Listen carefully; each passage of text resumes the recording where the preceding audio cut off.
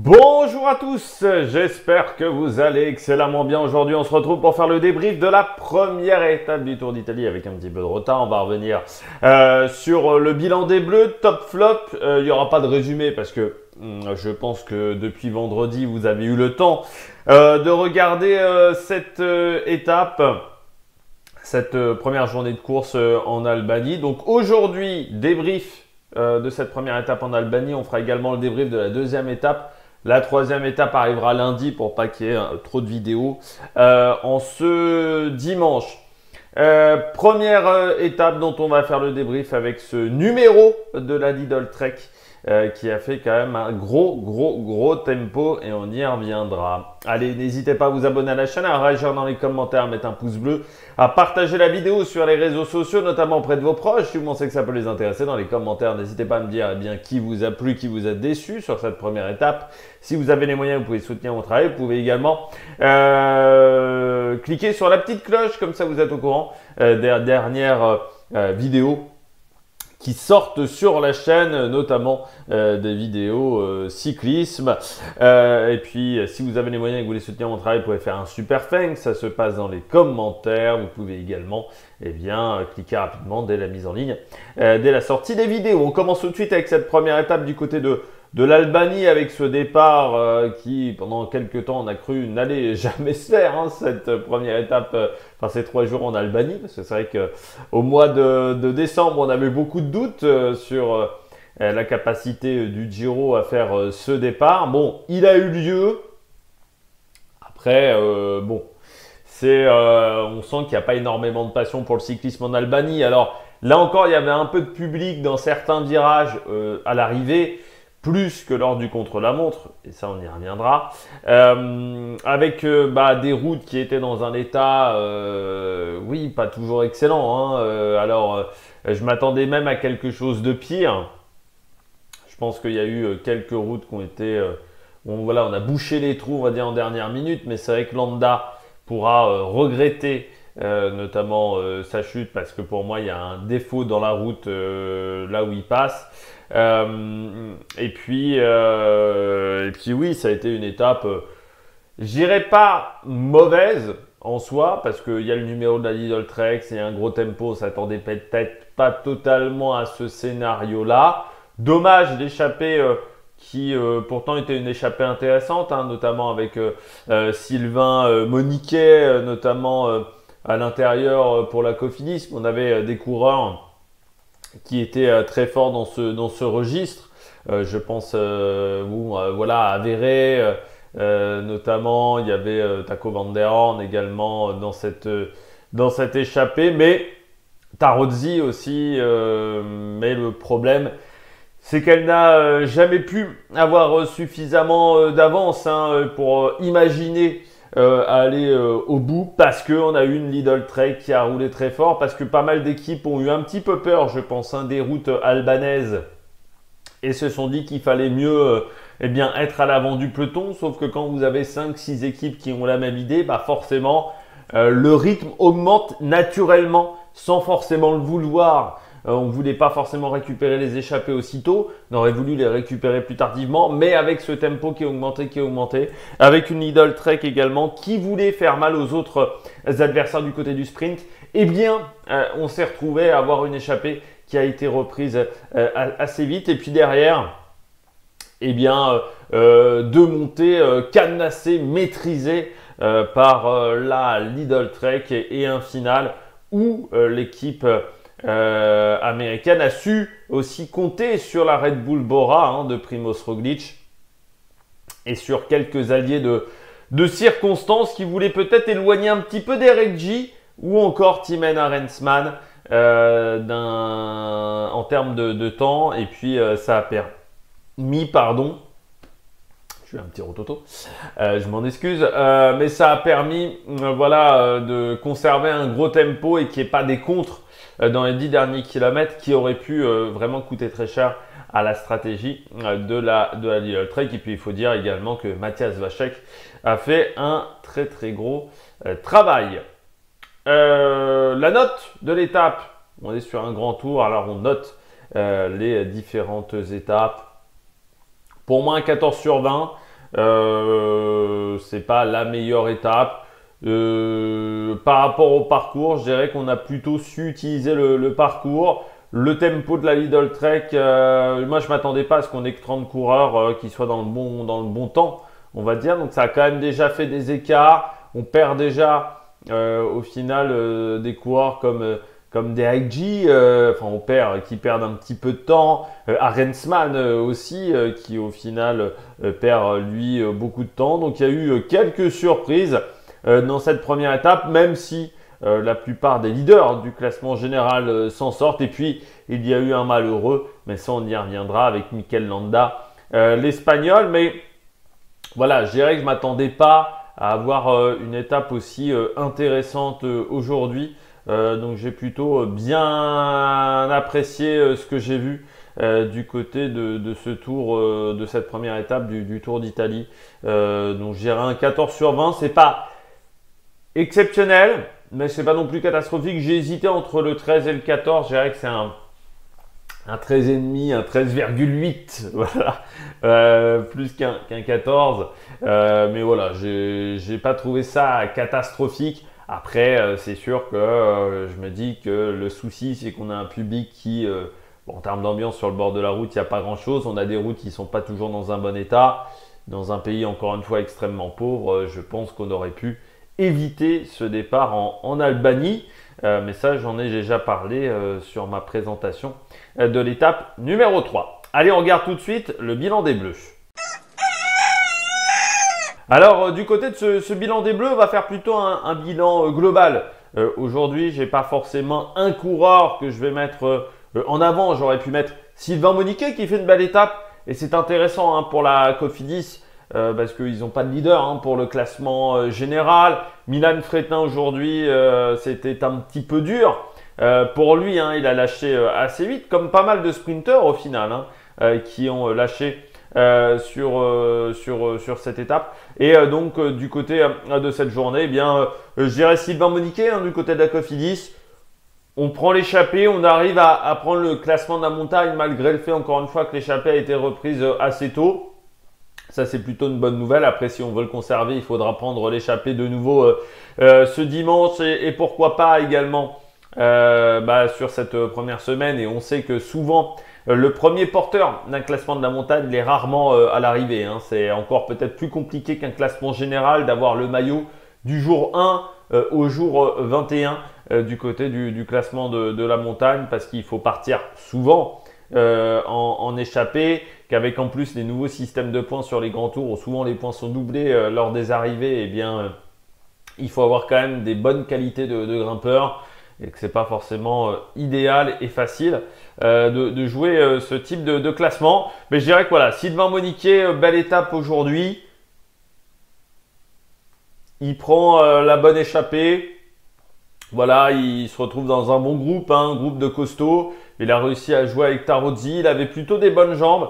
Donc ça, c'est intéressant parce que c'est quand même un coureur qui a un petit peu galéré sur cette première partie de saison. Parce qu'il a eu pas mal de petits pépins physiques pendant l'intersaison. Donc là, ça commence à avoir une petite forme qui commence à arriver. Et puis, encore une fois, Moniquet il aura des opportunités dans les échappées. Car du côté de la Cofidis, on jouera plutôt les sprints avec Milan Fretin. De ce côté-là, non, moi je dirais plutôt bonne nouvelle. C'est que malgré les chutes, même si Romain Bardet à un moment s'est retrouvé avec Ayuso, parce qu'on m'a dit qu'il fallait y prononcer avec un S, qu'il n'y avait pas le Z en espagnol. Je rappelle que j'ai fait allemand LV2, donc moi l'espagnol je ne maîtrise pas du tout.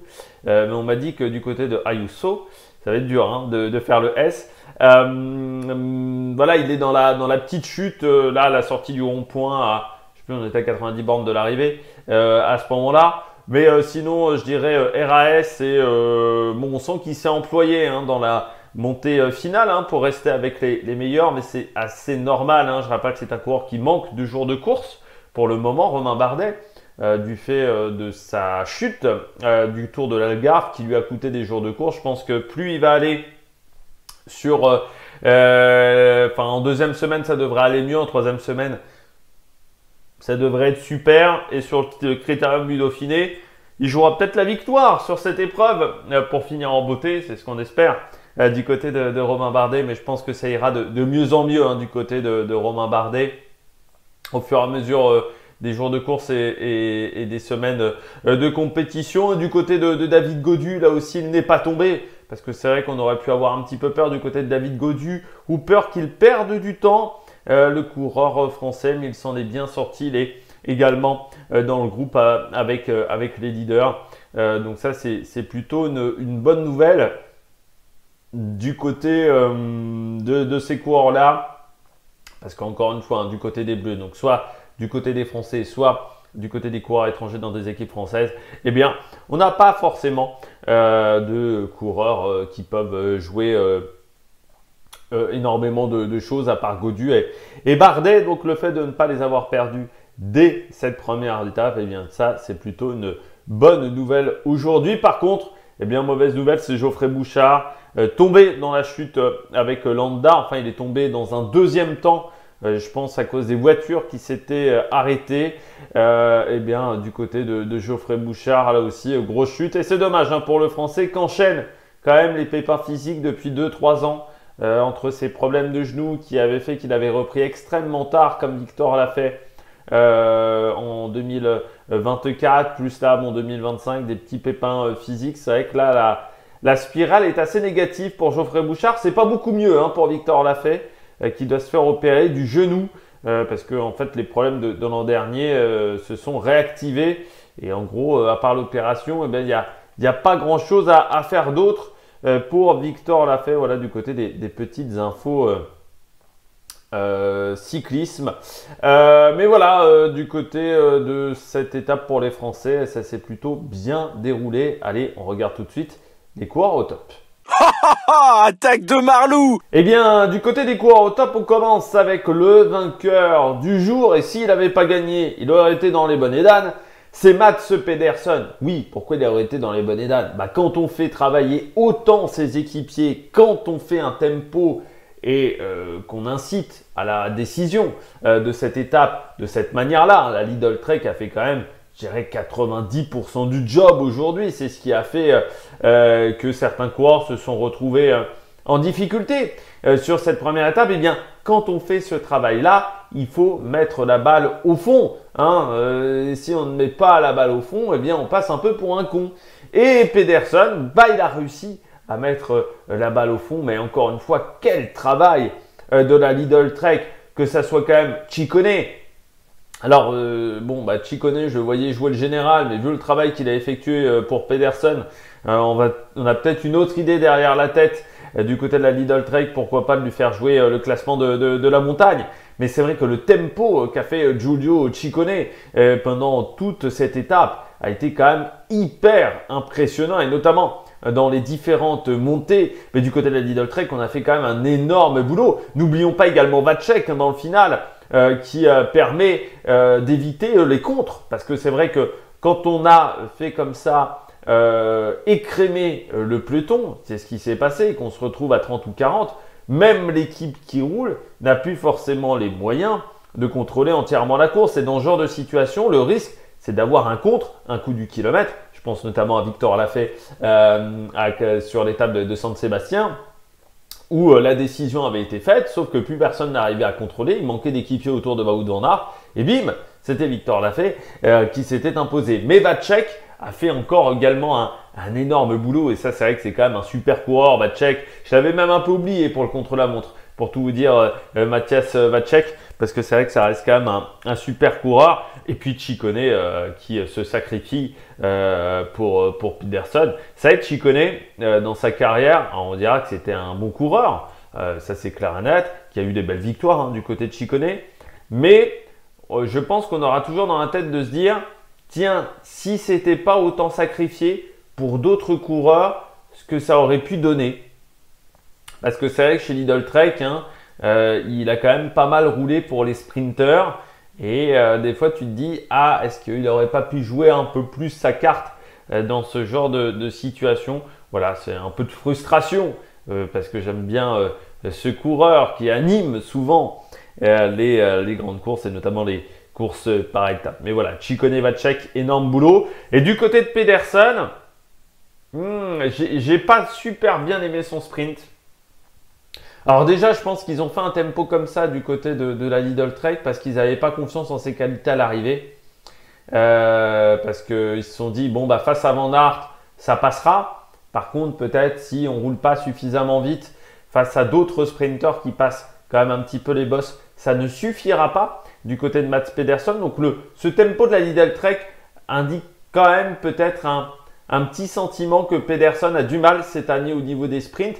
Mais pourquoi il a du mal au niveau des sprints? Parce qu'il a énormément progressé en boss. Aujourd'hui, quand vous voyez qu'il n'y a plus que 30 mètres à l'arrivée et qu'il est encore là, bah forcément, il a eu des progrès en montagne. C'était déjà un coureur qui passait bien les bosses, Pedersen. Mais là, c'est quand même un petit peu au-dessus. Et peut-être que pour progresser en boss, et notamment du côté des classiques flandriennes, eh bien, il a un peu perdu du côté du sprint, hein, Mats Pedersen. Et c'est vrai que là, j'ai trouvé déjà qu'il lance extrêmement tôt son sprint et que Van Aert revient quand même très fort hein, sur la fin. Par rapport à Pedersen. Et c'est vrai que depuis le début de saison, il a tendance à lancer toujours un petit peu trop tôt, Pedersen. Je me souviens notamment de l'étape aussi des coups de bordure sur Paris-Nice, l'étape du vendredi, où pareil, il lance extrêmement tôt son sprint et on est à deux doigts que ça passe pas du côté de Mats Pedersen parce que je pense qu'il a beaucoup progressé en boss, même en moyenne montagne.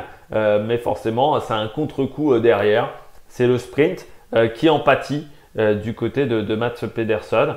Mais heureusement, Ciccone, Vacek et toute l'équipe Lidl Trek avaient fait un sacré boulot pour faire l'écrémage du peloton. On poursuit avec Orluis Aolar. Orluis Aolar, c'est un sprinter qui passe très très bien les bosses.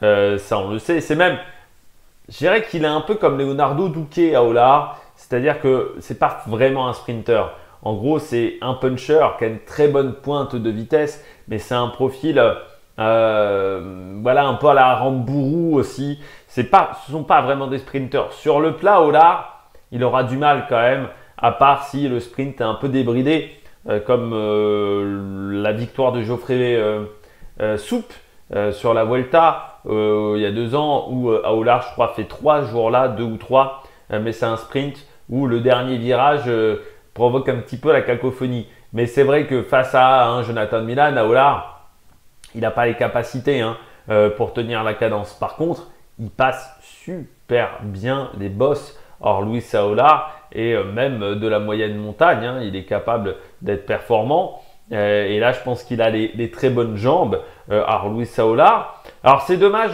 que la Movistar n'ait pas un peu plus travaillé autour de lui, parce que il est obligé de manger un petit peu de vent à certains moments, alors que du côté de la Movistar, on était plutôt bien représenté dans ce groupe d'une trentaine de coureurs, parce qu'on avait quand même du côté de la formation espagnole, eh bien 1, 2, 3 éléments, notamment Nairo Quintana. Et c'est vrai qu'on aurait pu se dire qu'un Quintana ou qu'un Rubio aurait pu faire le travail pour aider Orluis Aolar. Bon, ça, c'est un petit peu dommageable pour le Vénézuélien, mais il a été extrêmement bon aujourd'hui. Et c'est vrai que son début de saison à Orluis Aolar, j'ai pas le souvenir que c'était si exceptionnel que ça. 3e d'une étape sur le Tour d'Oman comme meilleur résultat jusqu'à maintenant. 10e de la Classica de Almeria, mais oui, c'était pas forcément fou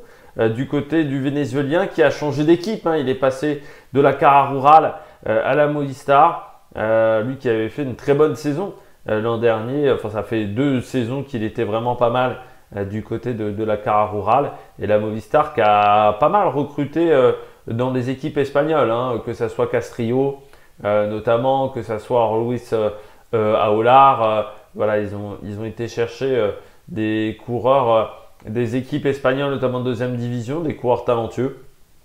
Et là, Orluis Aolar, très bon résultat sur cette étape, ce qui doit être donc, il égalise son meilleur résultat sur un grand tour. Surtout que c'est seulement son 2e grand tour dans sa carrière. Il en avait fait donc un avec la Vuelta, et là c'est ce 2e grand tour seulement avec le Giro. Donc à 28 ans, c'est assez rare d'avoir aussi peu de grands tours, mais encore une fois, c'est un coureur qui est arrivé en 2e division seulement en 2020. Et chez Cararural, on l'utilisait énormément sur les courses espagnoles. Je dirais les 2.2, les 2.1, mais espagnols. C'est vrai qu'on ne l'utilisait pas toujours sur des grandes épreuves. Donc très très bien du côté d'Orlu Saolar. Et puis je termine avec Van Aert. Pas mal Van Aert quand même aujourd'hui parce qu'il s'est vraiment accroché dans la montée finale. Pedersen lui a fait mal. Il était vraiment dans la difficulté, dans la douleur, Van Aert. Mais il s'est accroché vraiment, vraiment bien accroché parce qu'à un moment il était au point de rupture. Du côté du Belge, en fait, il y avait quasiment une dizaine de coureurs qui étaient au point de rupture dans ce groupe-là. Et je pense que Pedersen a demandé à Ciccone un petit peu de calmer le rythme. Et puis la descente leur a permis de récupérer un petit peu, même si certains sont partis à la faute. Et là, c'est vrai que du côté de Van Aert, je trouve son sprint, c'est peut-être le meilleur sprint que j'ai vu de Van Aert depuis le début de l'année. Là, je l'ai trouvé très intéressant. Surtout que, encore une fois, Pedersen déclenche de loin. Je trouve qu'il revient bien sur la fin, sur les 50 derniers mètres. Il fait un bon retour sur Pedersen. Donc, j'ai bien aimé, moi, son sprint Wout van Aert. Et puis, j'espère que ça va le relancer, le coureur belge, dans cet exercice-là et lui donner de la confiance. Pourquoi pas également l'aider, redonner également de la confiance du côté de ses équipiers envers lui et lui permettre d'avoir des équipes parfois où on roule pour lui au lieu de seulement rouler pour Olaf Koy et pour Simon Yates du côté de la team Visma Lease a Bike. Du côté des bonnets d'âne du jour, alors c'est toujours compliqué, mais il n'y a pas de catégorie coureur qui est tombé du côté des vidéos, donc c'est sûr que c'est toujours un petit peu compliqué. Mais on ne peut pas dire qu'il ait passé une bonne journée. Eh bien, oui, Mikel Landa. Mais je dirais bonnet d'âne également pour ce Giro parce que la chute, alors oui, on va me dire, c'était le deuxième passage dans cette zone-là, ça on est d'accord là-dessus. En sachant qu'en plus, il pouvait repérer cette portion-là de course peut-être un petit peu la veille ou avoir au moins des vidéos, des photos de cette zone-là, ce qui aurait pu aider un petit peu. Mais on voit bien que la route n'était pas exceptionnelle en termes de qualité. Je me dis quand même que du côté des organisateurs, je dis toujours, il y a des points un petit peu, il y a des zones dangereuses. Il n'y en a pas 150 sur une étape de 160 km ou de 180 km, mais il y a quelques points dangereux où on sait qu'une chute peut potentiellement arriver, que la probabilité de chute est bien plus importante dans ces zones-là et on pourrait renforcer la sécurité. Là, je me dis quand même qu'à la sortie du virage, on a donc un trottoir qui doit faire 2 mètres, 2 mètres de large. Et juste derrière, je ne sais pas comment appeler ça, c'est une sorte de… Vous avez un décochement dans le trottoir, donc une vraie chute. Voilà, comme parfois dans certaines entrées de magasins, voilà, vous avez un vrai décochement. Et en plus, vous avez un poteau électrique à la sortie du virage, enfin un poteau de lumière, où là on aurait pu, là c'était le minimum pour moi, mettre des matelas à cet endroit-là. Mais je me dis que même du côté de la zone où est tombé Landa, est-ce que s'il y avait eu des barrières à cet endroit-là, ou oui, un système de protection un peu gonflable, encore une fois, on n'aurait pas pu éviter quand même une grosse fracture du côté de Landa. Moi, je pense. Et là, pour moi, c'est le rôle des organisateurs et de RCS de sentir qu'il y a des endroits. Encore une fois, sur une étape, il n'y en a pas 150 des endroits chauds. Allez, il y en a 3-4. Mais sur ces 3-4 endroits un peu chauds, je pense qu'on peut essayer de maximiser un maximum la sécurité. Je ne dis pas que si on avait mis un matelas, un coussin ou je ne sais pas quoi, ça aurait permis d'éviter sa fracture. Mais là, on n'a rien fait pour éviter la catastrophe du côté de Landa. Je rappelle quand même qu'il s'est pété la T11. Au niveau des vertèbres. Donc on n'était pas loin de la catastrophe vraiment du côté de Landa. Là il va quand même être, je pense, chez lui allongé, je crois, pendant au moins un mois et demi. Donc on sait que il fera pas le Tour de France non plus hein, avec Remco Evenepoel, sauf miracle ou sauf grande prise de risque. Donc on le reverra pas avant la Vuelta et faudra voir quand même sa deuxième partie de saison coureur espagnol parce qu'il est quand même pas tout jeune non plus Landa, hein, il a 35 ans, donc c'est pas forcément l'idéal. Ce type de gros accident à ce moment-là de la carrière. Mais on est quand même passé pas loin vraiment de la catastrophe. Alors Geoffrey Bouchard, on n'a pas beaucoup d'informations. Enfin moi, j'ai pas trouvé beaucoup d'informations sur sa chute il y a 2 jours. J'ai pas revérifié depuis, donc je vais regarder tout de suite du côté de Bouchard. Où on en est? Est-ce qu'on a des informations? Oui, multiples fractures pour Geoffrey Bouchard aussi. Hein, donc voilà, on est tombé pas loin de la catastrophe encore. Et là, je me dis qu'à cet endroit-là, vu le décochement, c'est peut-être même le décochement qui a créé les chutes importantes à la fois pour Bouchard et pour Landa, parce qu'ils sont tombés dans ce décochement-là. Eh bien, on aurait pu faire quelque chose en termes de sécurité. Donc du côté de Geoffrey Bouchard, fracture de la clavicule droite ainsi que des apophyses transverses des 3 premières vertèbres lombaires. Donc là aussi, on n'est pas passé loin de la catastrophe du côté de Geoffrey Bouchard. Et ça fait quand même depuis 2 ans hein, que c'est un petit peu la galère pour le coureur français. Et c'est aussi... alors c'est triste bien entendu pour Landa parce que on sait très bien que Landa, voilà, il quitte ce Giro alors qu'il pouvait faire un bon résultat. Mais c'est aussi triste pour le Giro parce que c'est vrai que Landa était peut-être l'un des rares à pouvoir éviter ce duel entre Ayuso et Roglic. Il nous apportait un petit peu d'incertitude quand même dans cette course. Or là, quand on voit l'opposition, encore une fois, on se dit bon faut vraiment que les deux de devant se plantent ou qu'on se retrouve dans une situation à la Carapaz en 2019, c'est-à-dire un coureur qui arrive à attaquer un peu de loin et qui arrive à récupérer 3 minutes 30 et que soit Ayuso, soit Roglic ne soit pas dans un grand jour ne soit pas en très grande forme et que l'autre coureur, son adversaire, numéro 1 du côté des archi-favoris, eh bien, ne s'aperçoivent pas tout de suite qu'il n'est pas dans une forme olympique. Et ça se regarde un petit peu en champ de faïence, ce qui s'était passé en 2019, Roglic-Nibali.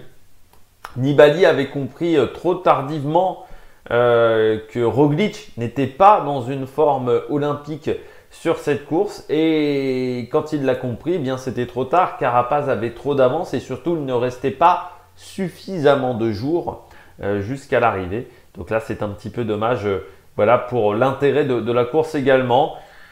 Et peut-être que si on avait mis des matelas ou on avait mis des protections supplémentaires, eh bien peut-être qu'il n'y aurait eu qu'une clavicule aussi pour Landa et pas cette fracture au niveau des vertèbres. Et peut-être aussi du côté de Geoffrey Bouchard, ça aurait été un petit peu mieux parce que en sortie de virage comme ça, dans une descente, bon, voilà, on pouvait quand même se penser du côté de l'organisateur que le risque en cas de chute, de grosses blessures était quand même augmenté. On a quand même eu de la chance parce qu'il y a 2 coureurs. Il y a quand même un coureur chez, je crois, Israël qui fait un soleil au niveau du poteau de lumière, au niveau du lampadaire et qui est là aussi pas passé loin de la catastrophe. Et puis Jevain aussi qui est tombé assez lourdement.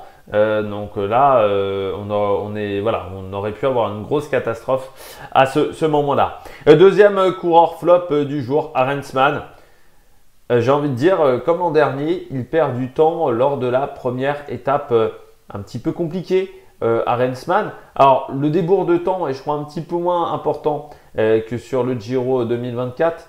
Je vais vérifier ça tout de suite parce qu'à l'époque, il avait perdu beaucoup de temps sur la première étape du Giro, sur la deuxième étape du Giro en 2024, l'étape qui nous emmenait au sanctuaire d'Europa. Et Arensman, à ce moment-là, avait perdu, ah non, il avait perdu une 36, donc le même temps, hein, quasiment.